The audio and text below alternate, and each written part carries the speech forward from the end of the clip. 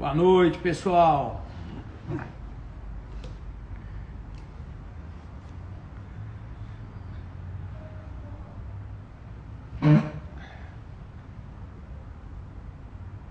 Tudo bem?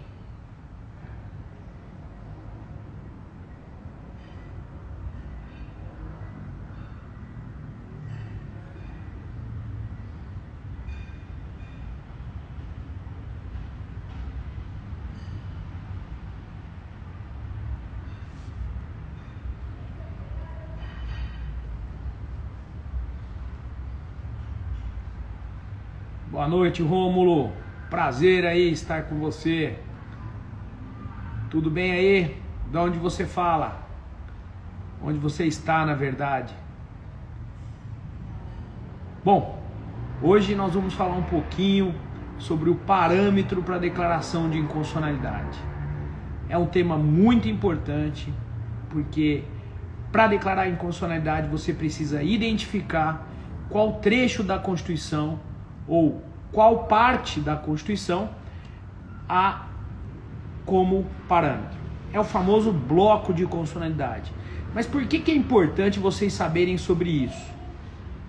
É importantíssimo saber sobre isso, porque você verificará qual parte você utiliza do ordenamento jurídico para realizar o controle de compatibilidade dos atos com a Constituição. Identificando isso, você viabiliza o cabimento da ação direta de inconstitucionalidade, viabiliza o cabimento do recurso extraordinário. E advogado que sabe cabimento e entrar e ganhar recurso extraordinário e ganhar ação direta de inconstitucionalidade é aquele que tem a remuneração muito melhor. Por que ele tem a remuneração muito melhor? Porque ele chega até o Supremo, que é a última instância do país. A melhor remuneração hoje na advocacia está concentrada na mão desses advogados que sabem manejar esses instrumentos do controle de constitucionalidade. E você sabendo manejar esses instrumentos do controle de constitucionalidade, a parte financeira do seu escritório bomba. E aqueles que prestam concurso é o tema mais importante que mais cai em concurso público. Perfeito?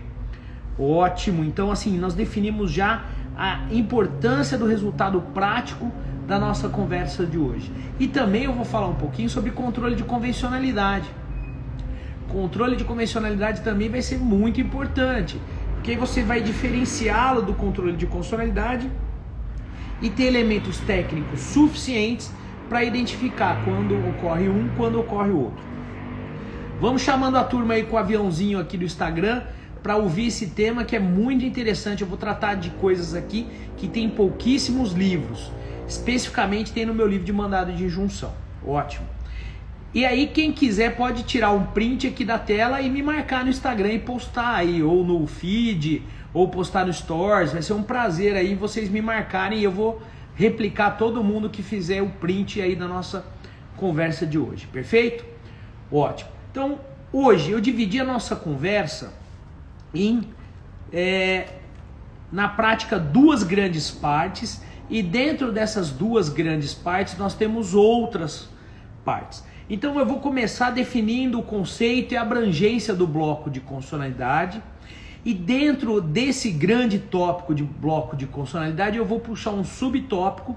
Nesse subtópico eu vou falar dos tratados e convenções de direitos humanos, especificamente da hierarquia dos tratados.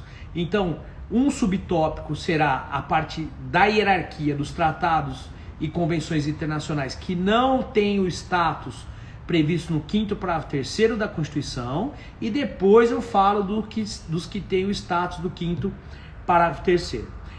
Num segundo momento aqui da nossa conversa, eu vou falar sobre a diferença entre controle de constitucionalidade e controle de convencionalidade, que são totalmente distintos. Vou falar da possibilidade do controle de convencionalidade de ofício, que é admitida pela doutrina, e quais são as cautelas que o advogado ou o juiz ou o procurador tem que tomar num caso concreto. Bom, então vamos lá. Então já entrando no primeiro tópico da nossa conversa, que diz respeito ao bloco de constitucionalidade. O que é o bloco de constitucionalidade? É o complexo de normas que você se utiliza para a declaração de inconstitucionalidade, tá? É um complexo de normas, entenda-se, regras e princípios que você utiliza como parâmetro para a declaração de inconstitucionalidade.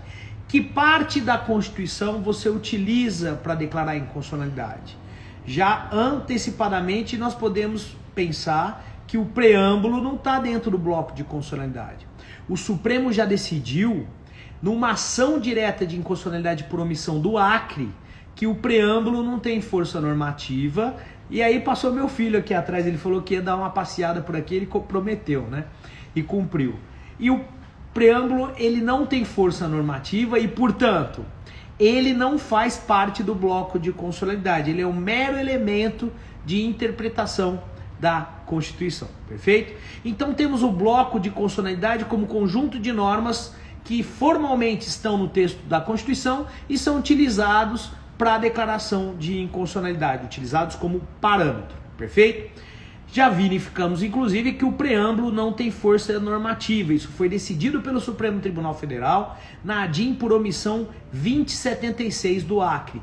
Vejam que interessante, precisou entrarem com uma ADIM por omissão, porque na Constituição Estadual do Acre não tem a expressão Deus no preâmbulo. E aí o Supremo salvou a vida de quem estuda direito constitucional. Como que o Supremo salvou a vida de quem estuda direito constitucional? Ali ele definiu, ora, o preâmbulo não tem força normativa, portanto, quando o preâmbulo da Constituição prevê a expressão Deus, não é imprescindível isso para que conste nas respectivas constituições estaduais, né? Foi uma ADIM por omissão proposta por um partido político, perfeito?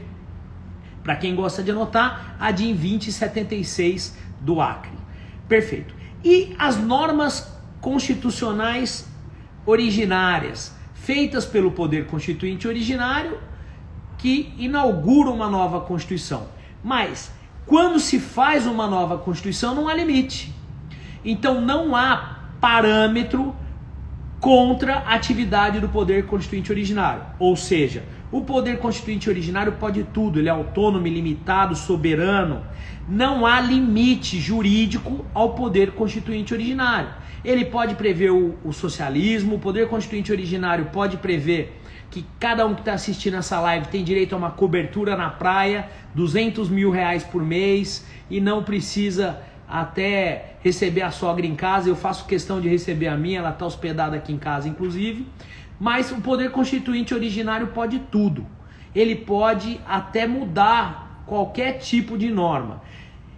Portanto, nós já temos uma premissa que o Supremo adotou a tese positivista. Não há inconstitucionalidade de norma constitucional originária. E como não há inconstitucionalidade de norma constitucional originária, o poder constituinte originário pode tudo. Então, a impossibilidade da existência de parâmetros ou de vedações para a atividade do poder constituinte originário. E nesse tema eu tive a grande honra de ser citado pelo ministro Celso de Mello na ação direta de inconstitucionalidade 3.300, que está no informativo 414. É uma medida cautelar da ADIM 3.300, que está no informativo 414. Perfeito? Ótimo. O que é interessante nós mencionarmos nesse ponto é que o artigo 5º, parágrafo 3º, foi introduzido por emenda constitucional, a emenda 45, que foi a famosa emenda da reforma do judiciário, e esse 5º, parágrafo 3º, previu que os tratados e convenções internacionais de direitos humanos, aprovados com o quórum de 3/5 e 2 turnos, terão status de norma constitucional. Isso foi uma mudança muito interessante, mas exige-se inclusive que tenha esse quórum de 3/5 e 2 turnos, que é o quórum da emenda. Serão equivalentes à emenda constitucional. Perfeito? Ótimo. O que é interessante, não podemos esquecer que para termos o cabimento da DPF, basta descumprimento de preceito fundamental. Aí é um conceito diferente de bloco de constitucionalidade. Eu acredito que eu falei aqui na ação direta dentro da inconstitucionalidade que o parâmetro para a inconstitucionalidade é a Constituição inteira. Já na DPF, na arguição de descumprimento de preceito fundamental, o parâmetro é mais restrito. Ele está restrito aos preceitos fundamentais, perfeito? Esse conceito de bloco de constitucionalidade é adotado pelo Supremo Tribunal Federal. Vocês podem pesquisar no site. A ADIM 2971 usa esse conceito e a ADIM 1120 também usa esse conceito, perfeito? Ótimo. Fixadas essas premissas, então, nós já vimos o quinto parágrafo terceiro e agora vocês devem estar se perguntando: mas Olavo, os tratados e convenções internacionais de direitos humanos que não forem aprovados com o coro do quinto parágrafo terceiro fazem parte do bloco de constitucionalidade? Eu estou falando aqui daqueles tratados e convenções internacionais de direitos humanos que não foram aprovados com 3/5 e 2 turnos em cada casa. Esses tratados e convenções internacionais são objeto de uma grande polêmica doutrinária. E no meu livro de mandado de injunção eu situo e classifico 4 correntes sobre o tema. Então o tema é tão polêmico que tem 4 correntes sobre os status dos tratados e convenções de direitos humanos no ordenamento jurídico brasileiro. É importante estudar essas 4 posições para identificar dentro dessas 4 posições em qual status na pirâmide do Kelsen estão os tratados e convenções de direitos humanos. Lembrando que eu não estou falando daqueles que são aprovados com quórum de 3/5 e 2 turnos. Então, esses tratados, já entrando na primeira corrente, que é defendida pela Flávia Pelvezan, Antônio Augusto Cansado Trindade, Carlos Vaz e vários outros doutrinadores, para essa primeira corrente, que não é a do Supremo, eles têm status de norma constitucional. Essa não é a tese do Supremo Tribunal Federal. O Supremo entende que os tratados e convenções internacionais de direitos humanos se submetem à noção de soberania que está inscrita no artigo 1º da Constituição. Então não é a posição do Supremo. Mas o que alegam e defendem esses doutrinadores? Quais são os fundamentos dessa tese? Os fundamentos dessa tese são na cláusula aberta do 5º parágrafo 2º da Constituição. O artigo 5º parágrafo 2º prevê uma cláusula aberta quando prevê que os direitos enunciados na Constituição não excluem outros decorrentes dos tratados internacionais que o Brasil celebre. Além desse 5º parágrafo 2º, também fundamenta no artigo 4º, inciso 2 da Constituição, que prevê que o Brasil, nas relações internacionais, rege-se pela prevalência dos direitos humanos. Além dessa fundamentação do 4º parágrafo 2º, a professora Flávia Pelvezan, o Antônio Augusto Cansado Trindade, o Carlos Vaz, também fundamentam no artigo 1º, inciso 3 da Constituição, que diz que a dignidade da pessoa humana é fundamento da República Federativa do Brasil. Então, em poucas palavras, aqueles que entendem que os tratados e convenções internacionais de direitos humanos têm status constitucional no ápice da pirâmide do Kelsen, defendem que o artigo 5º, parágrafo 2º é uma cláusula aberta. O artigo 1º, inciso 3, tem a dignidade da pessoa humana como um dos fundamentos da República Federativa do Brasil, e também entendem que o artigo 4º, inciso 2, diz que a República Federativa do Brasil rege-se nas suas relações internacionais pela prevalência dos direitos humanos. Fixadas essas premissas da primeira corrente, nós podemos avançar para a segunda corrente. Essa segunda corrente é a corrente atual adotada pelo Supremo Tribunal Federal. Essa segunda corrente não tem um fundamento fácil no acórdão. Eles criaram uma corrente que a fundamentação não tem aí uma consistência jurídica. Eles entendem no Supremo hoje, por maioria, que os tratados e convenções têm natureza supralegal, de direitos humanos, logicamente, mas infraconstitucional. Eles estão numa posição intermediária entre a Constituição e as leis. Eles estão acima das leis e abaixo da Constituição, perfeito? Eles, ainda um voto do Sepúlveda pertence em 2001, se aproximando da tese da professora Flávia Pelvezan. A posição anterior do Supremo, e aí eu entro na terceira posição, era no sentido de que os tratados e convenções internacionais se submetiam status de lei e estão sujeitos a status de norma legal. Os tratados e convenções internacionais não podem limitar o conceito de soberania que está lá inscrito no artigo 1º da Constituição. Além disso, o artigo 102, inciso 3, a linha B da Constituição, prevê que cabe recurso extraordinário quando a decisão contrariar quando aplicar tratado contrariamente à Constituição. Então tá lá no 102, 3b da Constituição que há o cabimento do recurso extraordinário para o Supremo quando a decisão do tribunal aplicar tratado incompatível com a Constituição. Esse fundamento é muito forte e era o que vingava até aí nos idos de 2006, 2007, lá no Supremo Tribunal Federal. E o que é interessante aqui, que a Flávia Pelvezan e o Antônio Augusto Cansado Trindade dizem que o 102.3b diz respeito a tratados diversos dos que tratam de direitos humanos. Só que a Constituição não restringe. E aí nós podemos buscar a lição do professor Carlos Maximiliano Hermenêutica e Aplicação do Direito, no sentido de que quando a Constituição ou a lei não restringe, não é lícito ao intérprete restringir. E por último, a quarta posição, uma posição isolada na doutrina defendida pelo Celso de Albuquerque Melo, que é uma tese justnaturalista.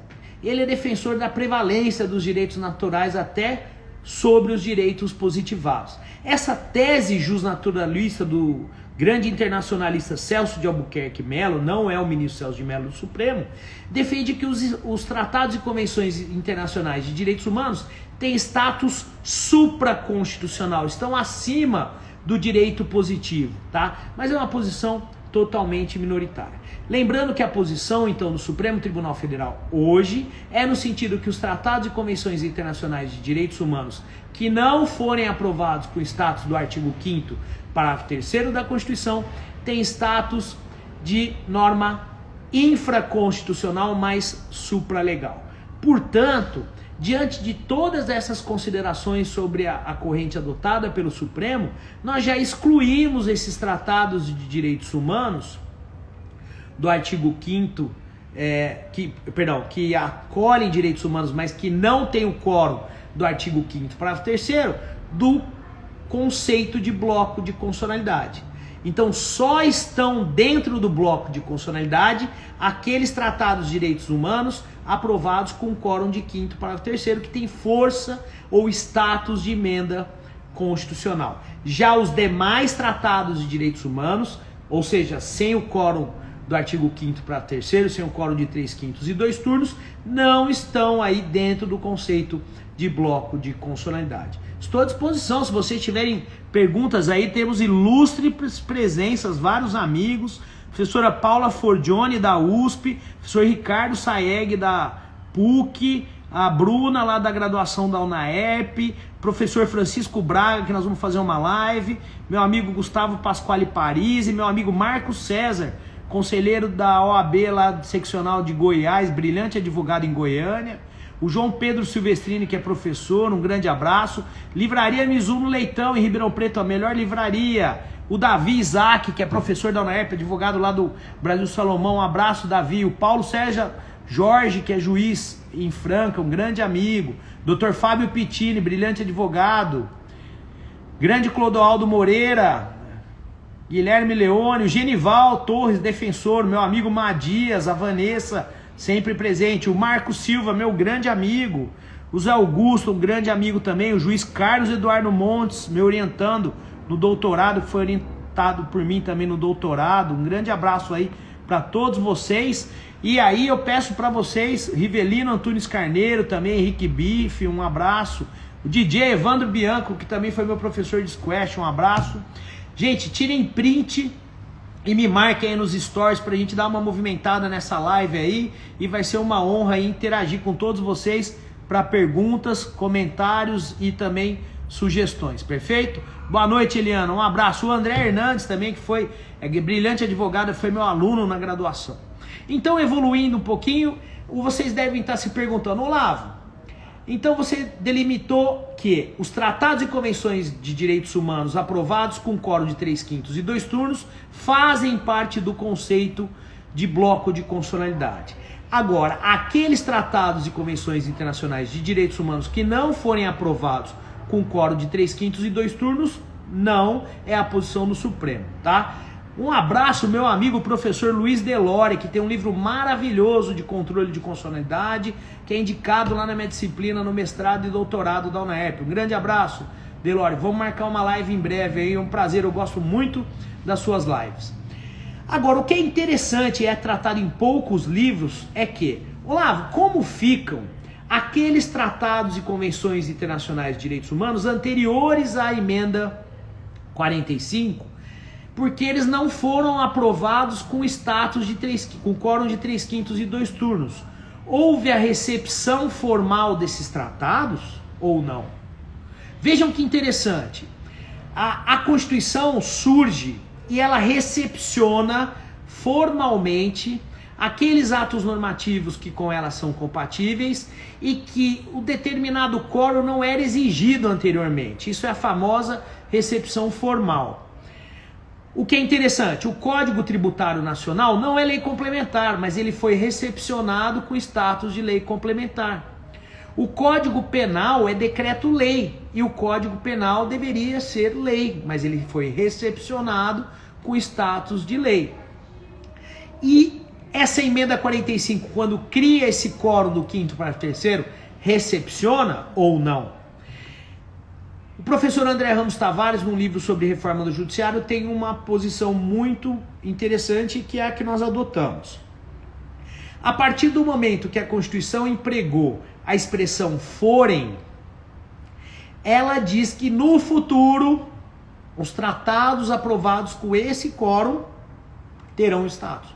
Aqueles anteriormente existentes não. Então, aplicando o princípio da máxima efetividade possível da emenda constitucional, da norma que consagra esse requisito da emenda constitucional, e também partindo da premissa que não há na lei ou na Constituição ou nas emendas constitucionais palavras inúteis, nós não podemos concluir pela recepção formal, ok? Perfeito. Então, fixadas essas premissas, nós podemos avançar já para o tópico que diz respeito à diferenciação entre controle de constitucionalidade e controle de convencionalidade.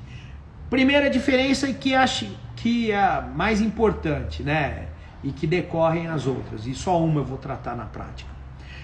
No controle de constitucionalidade, o parâmetro é o bloco de constitucionalidade, ou seja, aquelas normas que estão dentro desse conceito que nós vimos de bloco de constitucionalidade. E no controle de convencionalidade? No controle de convencionalidade, nós temos os tratados de direitos humanos que não têm o status do 5º para o 3º. Então, todos os tratados e convenções internacionais que não têm o status do 5º para o 3º estão dentro do parâmetro de controle de convencionalidade. E que consiste o controle de convencionalidade? Consiste na verificação e na fiscalização, da compatibilização das normas do direito interno com os tratados de direitos humanos ratificados pelo poder público, pelo governo, no sentido amplo, pelo Estado, no sentido federativo brasileiro. Então, essa compatibilidade no controle de convencionalidade tem como parâmetro os tratados de direitos humanos. Já o parâmetro no controle de constitucionalidade é a Constituição e também aqueles tratados do 5º para o 3º que tem status de emenda. Perfeito? Então, fixada essa primeira diferença, e a única na prática que eu vou fazer aqui, o que é interessante nós termos em mente? Que só cabe recurso extraordinário no controle de constitucionalidade. Não chega até o Supremo com recurso extraordinário o controle de convencionalidade. Olavo, e como nós podemos ter um controle de convencionalidade no Supremo? No habeas corpus, no mandado de injunção, podemos ter no controle difuso em qualquer ação, desde que não seja no recurso extraordinário. Pode ser uma ação originária, por exemplo, lá no Supremo. Perfeito? Já no controle concentrado e no recurso extraordinário, nós vamos discutir o quê? Nós vamos discutir no controle concentrado e no recurso extraordinário o parâmetro bloco de constitucionalidade. Só isso. Bom, fixadas essas premissas, nós podemos avançar um pouquinho. Pessoal, se tiver pergunta é só colocar aqui, viu? Ô, meu querido Santana entrando aí, a Vanessa, um abraço para vocês. E vamos tirando os prints aí, jogando lá no seu feed aí, ou joga os prints aí também aqui no seu Stories. Bom, e aí o que é interessante aqui nesse momento nós tratarmos?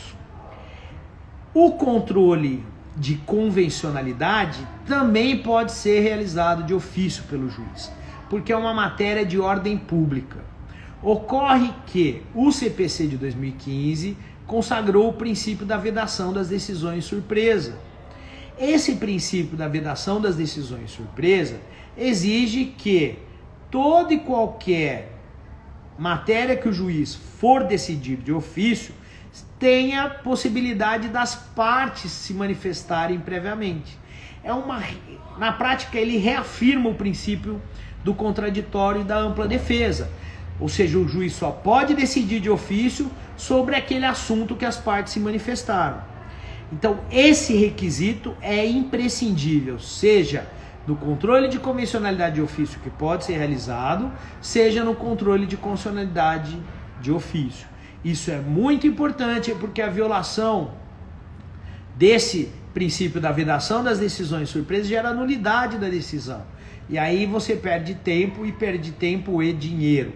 Então, verificou que o juiz decidiu sem dar oportunidade, entra com embargos de declaração para salvaguardar a rigidez dessa decisão judicial. Perfeito? E o que é importante vocês terem em mente nesse tema? Matéria de ofício aplica o princípio da vedação das decisões surpresa. Ok? Bom, o que vocês podem ter em mente também? O Supremo é muito tímido para aplicar o controle de convencionalidade de ofício, mas muito tímido, tá? Ele não aplica. Tem um caso interessante que é esse da audiência de custódia. O Supremo usa o rótulo, mas não vem e já joga esse rótulo diretamente, tá? Ele dá uma patinada tentando assim citar doutrinariamente, mas ele não quer ter compromisso com esse controle, com essa aplicação desse controle de convencionalidade.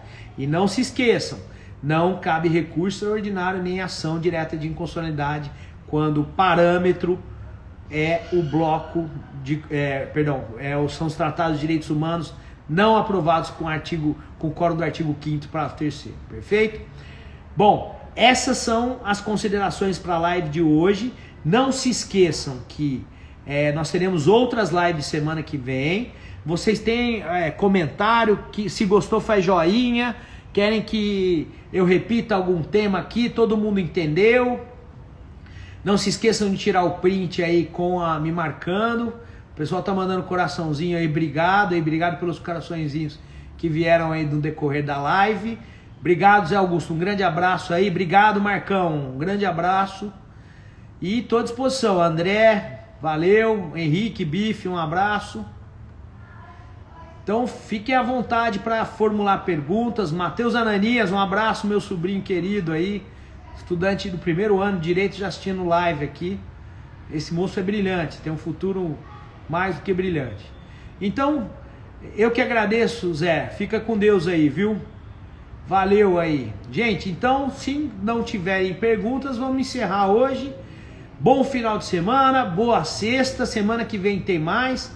E semana que vem tem várias lives aí. Eu já estou até programando com alguns amigos professores, porque eu estou gostando de participar, de interagir com todos vocês. Fiquem à vontade para mandar perguntas no inbox, para ter contato comigo. Um abraço, gente. Bom final de semana.